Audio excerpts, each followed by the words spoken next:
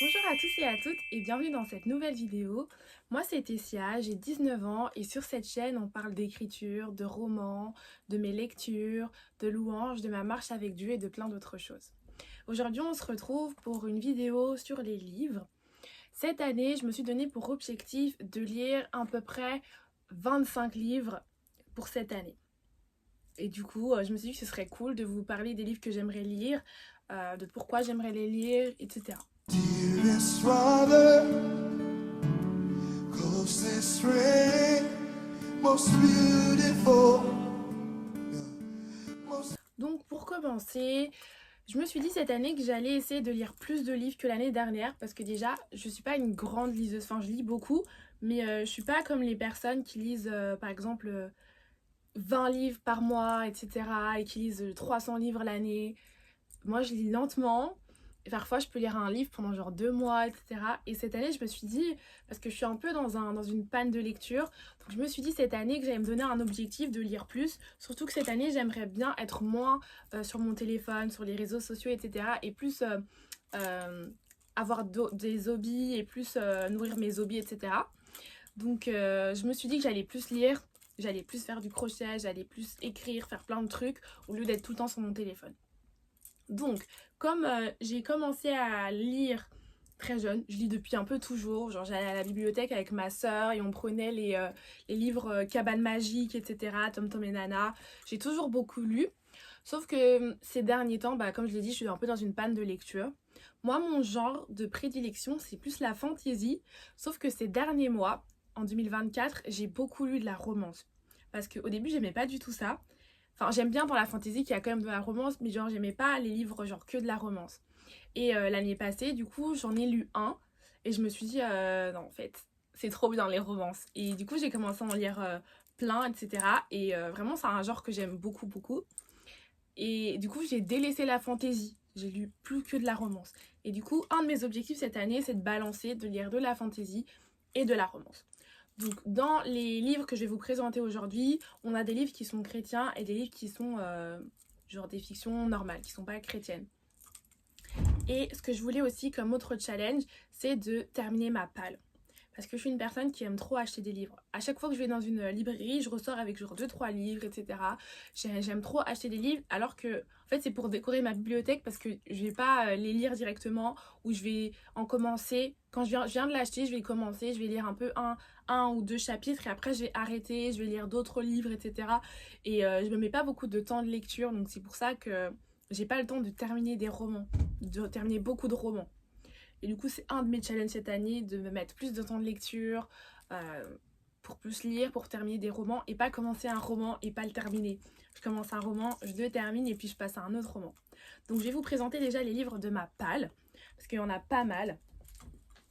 Donc ça, c'est Dansen for Beginners, c'est en néerlandais, parce que je voulais quand même essayer d'améliorer mon néerlandais. Je pense que c'était quand j'étais en 5e ou 6e secondaire que je l'ai commencé ce livre et je ne l'ai jamais fini. Donc moi je suis francophone, j'habite à Bruxelles et j'avais des cours de néerlandais comme un peu tous les Bruxellois. Et moi j'aime beaucoup le néerlandais en vrai de vrai. J'aime beaucoup cette langue et je m'étais dit il faut que je m'améliore etc. Donc je m'étais dit je vais lire un livre en néerlandais.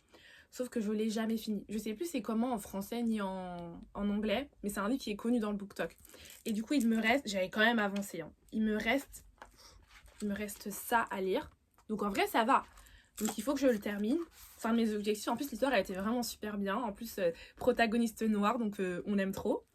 Et c'est l'histoire en fait d'une fille. Ses parents viennent de divorcer.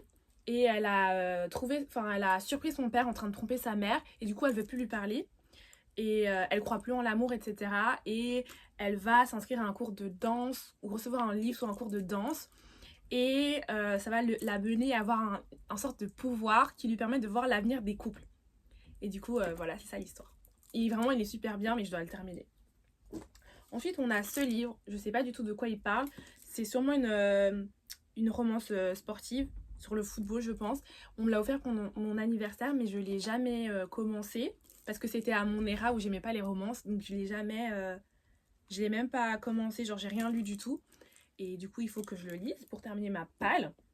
Un autre de mes achats compulsifs, c'est une fantasy Et moi, mon problème, c'est que quand je vois dans une librairie un livre avec une belle couverture, je me dis, allez, je vais l'acheter. Et du coup, je l'ai acheté. Je sais pas trop de quoi il parle, mais voilà. Ensuite, on a Né à minuit.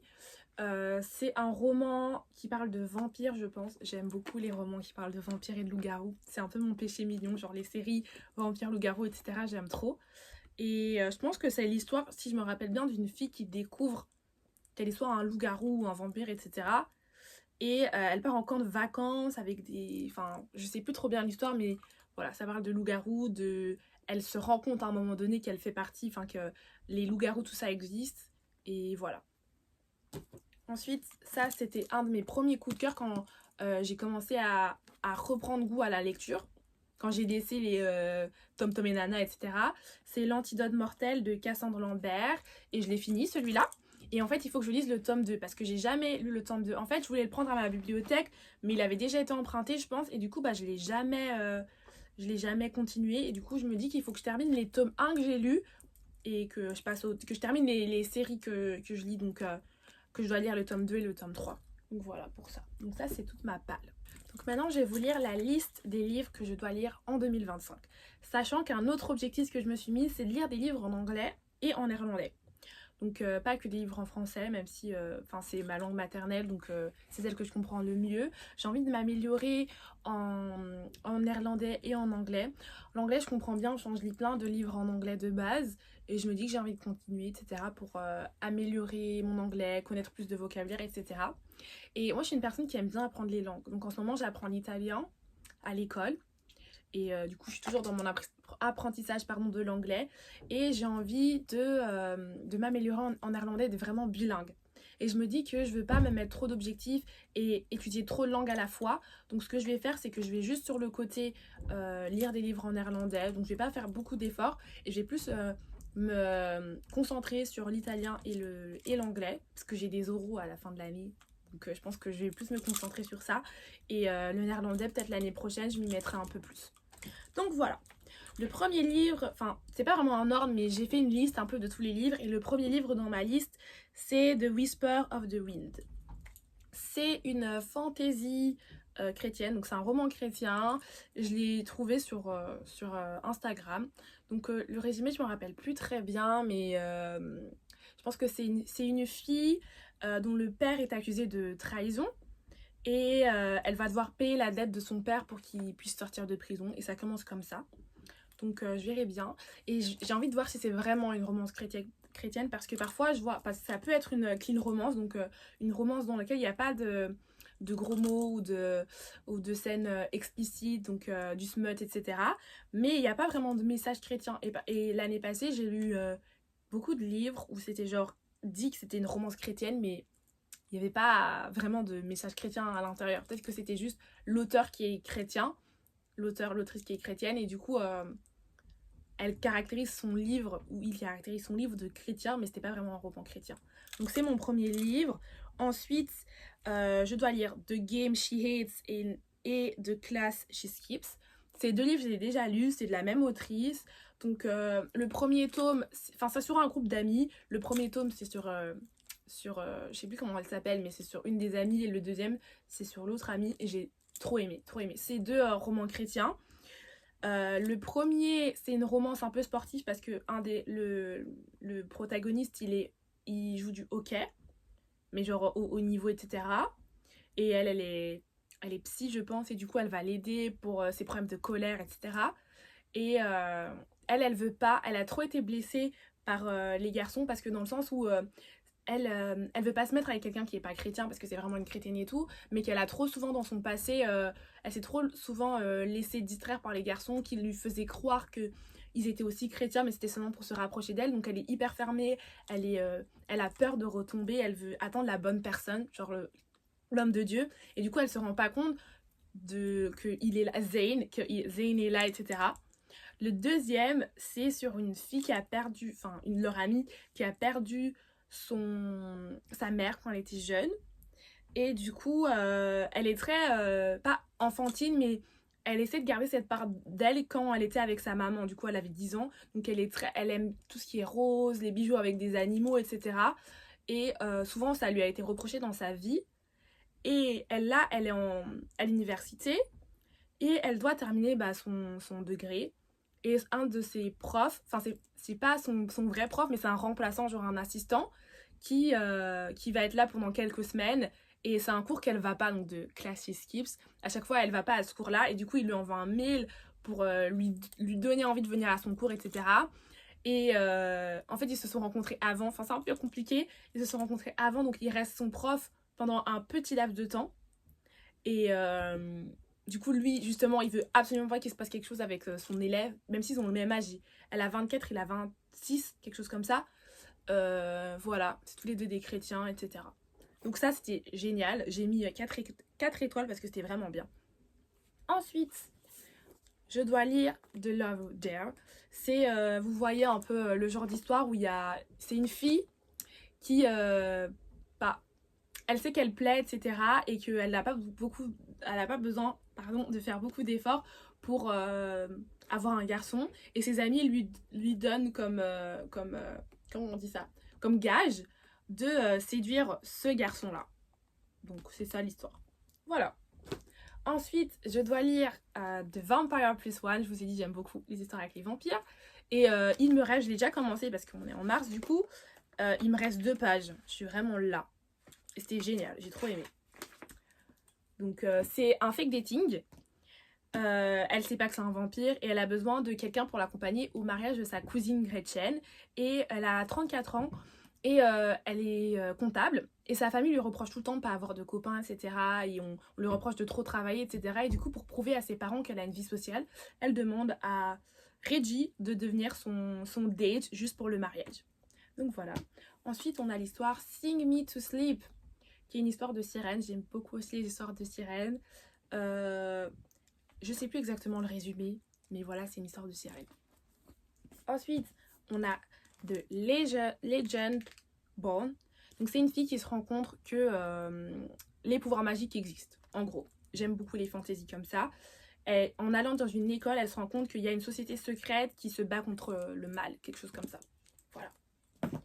Ensuite, on a In the Time We Lost. Donc c'est une fille qui va dans une... Elle cherche à... Je sais pas très bien parce que c'est pas très explicite dans le résumé, mais elle cherche à fuir une situation, donc elle va dans une petite ville parce qu'elle veut pas... je pense qu'elle a subi un deuil, mais je suis pas sûre. Elle veut pas qu'on lui demande qu'est-ce qui se passe, etc. Elle veut pas qu'on lui donne de la pitié. Donc elle va dans cette petite ville, sauf qu'elle se rend compte que pour pouvoir être oubliée et se fondre dans la masse, c'est pas vraiment l'idéal d'aller dans une petite ville. Et du coup, je pense qu'elle va rencontrer quelqu'un parce que c'est une romance. Et du coup, j'ai trop hâte. C'est un livre que j'ai acheté il y a super longtemps, mais que je n'ai jamais lu. Et j'ai trop hâte de lire. Donc voilà pour le livre de ma palle. Ensuite, je dois lire The Neighbor Fever. Donc ça, c'est l'histoire. Je pense que c'est une trilogie. Enfin, c'est une série autour de 4 sœurs, 3 sœurs, quelque chose comme ça. Et elle, c'est le premier tome. Et je pense que c'est l'histoire d'un... Ils sont voisins et il va l'aider à trouver quelqu'un, quelque chose comme ça. Et ils ont correspondu, je sais pas si on dit comme ça, mais ils parlaient par mail parce qu'elle parlait avec l'auteur de son roman préféré, parce que c'est une autrice.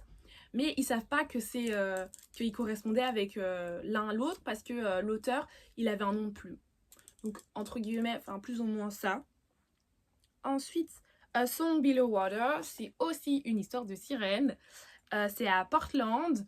Et du coup, je pense que leur secret va être découvert et tout le monde va un peu commencer à savoir qu'il y a des sirènes par accident. Il y a une sirène qui va mourir, etc. Et du coup, voilà. Mes résumés sont pas ouf, mais voilà, c'est ce que je me rappelle des résumés. Ensuite, on a un livre chrétien qui s'appelle The Interest par Carrie C. J'ai pas mis la suite du nom de famille, mais je vous mettrai de toute façon toutes les images, etc. Donc, c'est une romance médiévale.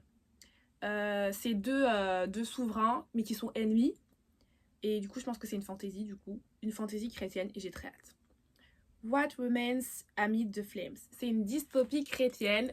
Donc j'aime les dystopies, vraiment j'aime trop ça. J'en ai écrit une justement et j'aime trop les dystopies. Et je sais plus très bien c'est quoi l'histoire, mais je sais que les chrétiens du coup ils sont un peu persécutés dans cette histoire. Et je pense que c'est pas le tome 1, parce que là j'ai fait des recherches avant de filmer, mais je pense que c'est une série et du coup je pense qu'il y en a avant. Donc je vais peut-être d'abord lire les livres qui sont avant. avant de lire celui-là. Logique. Ensuite, on a Charming as Verb. Ça, c'est une romance. Et c'est aussi un peu un chantage comme ça. Elle va découvrir un secret sur le protagoniste. Et du coup, elle va l'obliger à l'aider à devenir populaire parce que lui, il est populaire. Et voilà, ça commence comme ça. Donc une romance. Ensuite, on a The One Who Knows Me. C'est une romance chrétienne que j'ai commencé il y a quelques mois mais que j'ai pas fini. Donc c'est une fille qui vient de terminer le lycée et sa famille est chrétienne, etc. Mais elle a un peu perdu la foi en Dieu parce que son père, il a perdu son travail et ils ont dû changer de ville, etc. De ville, d'école, etc. Et dans cette école, elle se faisait harceler. Donc elle va aller à l'université, elle va rencontrer un garçon qui va essayer de tout faire pour lui redonner foi en Dieu. Ensuite, on a Queen of Myths and Monsters. Encore une fois, c'est une histoire de vampire. C'est une fantasy, c'est une romantasy. Et je pense que c'est deux espèces qui peuvent pas être ensemble. Je pense qu'elle, c'est une déesse et lui, c'est un vampire. Et du coup, ils peuvent pas être ensemble. Donc voilà. Ensuite, on a Children of the Sun, le tome 1 de Kat. Et j'ai pas mis le nom de famille. Et là, c'est une histoire aussi de vampire et de déesse. Et c'est une histoire de vengeance. Elle veut se venger contre un groupe qui s'appelle les Enfants du Soleil. Je sais pas pourquoi, parce que c'est pas noté dans le résumé, évidemment. Et voilà. Avec une protagoniste noire. Donc, on aime beaucoup. J'essaie aussi de lire beaucoup de romans écrits par des auteurs, des autrices noires, avec des protagonistes, des filles noires, quoi, ou des garçons noirs. Je trouve que c'est cool de donner de la force à des auteurs qui me ressemblent et lire des livres avec des protagonistes qui me ressemblent parce qu'il n'y en a pas beaucoup. Même si je peux lire n'importe quel livre avec n'importe quel protagoniste, peu importe son origine ou sa couleur, mais je trouve que c'est cool de lire parce qu'il n'y en a pas beaucoup et je trouve que c'est cool d'en lire de temps en temps. Donc voilà. Ensuite, on a The Sunny Disposition de Diana Gray. C'est une romance sportive et c'est une romance Grumpy Sunshine, donc on aime trop. Et ils sont colocs à l'université et lui il sourit jamais, elle est hyper sunshine quoi, elle sourit tout le temps, etc. Et elle aimerait lui donner envie de sourire quoi, elle aimerait même si elle dit dans le résumé qu'il lui plaît pas, elle a envie de savoir, enfin elle se donne le challenge de lui donner le sourire, etc. Et du coup je pense aussi qu'ils ont aussi échangé par mail, sauf qu'ils savent pas que c'était eux deux. Je sais pas pourquoi, mais voilà, ils savent pas. Et c'est aussi une protagoniste noire, donc trop bien. Ensuite, on a Hidden Between the Lines. C'est un fake dating. Et je me rappelle plus trop du résumé. En tout cas, c'est un fake dating. Ensuite, on a The Fire de Mandy Fender. Je pense que ça se dit comme ça. C'est une dystopie chrétienne et c'est encore une histoire où les chrétiens sont persécutés. Donc j'ai trop hâte de la lire, j'aime trop les dystopies comme ça.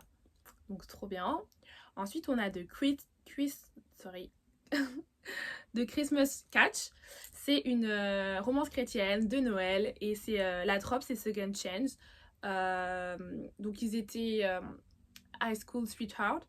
Donc ils étaient amoureux au lycée et 8 ans plus tard ils se revoient. Lui il est joueur de baseball. Il revient dans leur petite ville pour Noël parce qu'il s'est blessé et elle est revenue dans cette petite ville il y a genre 2 ans après avoir divorcé et donc elle est revenue pour se reconstruire. Donc voilà. Ensuite A Moment That Sparked Infinity de Danica May. Ça c'est une histoire donc de 2 protagonistes qui vont dans un musée et qui trouvent des tableaux avec des personnes qui leur ressemblent, genre des tableaux de eux. Et ils vont essayer de découvrir pourquoi il y a des tableaux de eux. Ils vont se rendre compte qu'ils ont une histoire au 15e siècle. Enfin, c'est un peu messie ce que je raconte, mais voilà. C'est une histoire un peu on remonte dans le temps, etc. C'est un peu, je sais pas si vous avez vu Pretty Little Liars, mais moi c'est ma série préférée. Et dedans, on a un moment où Caleb, quand ils vont à Ravenswood, il trouve donc dans le cimetière des photos de lui. Donc dans le cimetière comme s'il était mort et du coup il reste à Ravenswood et je pense que c'est un peu le même délire. Je pense que vous voyez ce que je veux dire. Donc ensuite on arrive à la fin de ma liste. On a The Masterpiece de Francine Rivers. C'est aussi un roman chrétien. Et apparemment, Francine Rivers, c'est vraiment une autrice qui écrit des super bons livres.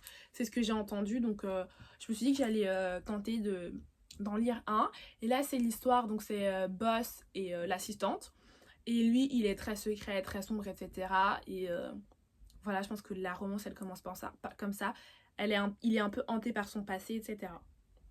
Ensuite, on a Kissing Beck Thomas de M.J. Paget. C'est aussi une romance sportive, c'est un roman chrétien et c'est aussi un fake dating. Voilà. Ensuite, ça, c'est les 25 livres que je dois lire. La liste que je viens de vous lire, c'est les 25 livres que je dois lire, plus les livres que je dois lire pour finir ma palle. Et comme je ne savais pas me décider sur quel livre je lisais, j'en ai mis des additionnels. Parce que je me dis, pendant l'été, je vais beaucoup plus lire que pendant l'année genre scolaire. Donc je me dis que je peux en ajouter et au pire si je lis pas cela c'est pas grave, je dois en lire minimum 25. Donc on a Woke Up Like This de Emilia Léa. C'est un peu comme 30 ans sinon rien, la romance, la rom-com, voilà. Et moi j'aime trop, c'est ma rom-com préférée. Du coup quand j'ai vu ça je me suis dit mais il faut absolument que je lise ce livre. Donc c'est un peu, ils se réveillent dans leur corps quand ils auront 30 ans ou 40 ans, je sais pas. Et ils sont ensemble, etc. Alors que je pense qu'ils s'aiment pas ou ils sont meilleurs amis, un truc comme ça. Mais voilà, c'est un peu la même trempe que dans 30 ans sinon rien. Elle se réveille un jour, elle avait 12 ans, elle se réveille un jour à 30 ans. Donc voilà. Ensuite, j'ai mis d'autres romans chrétiens. Donc on a Cross Academy qui est une fantasy où ils ont des pouvoirs, etc. On a A Soul as Cold as Frost. C'est aussi un roman chrétien.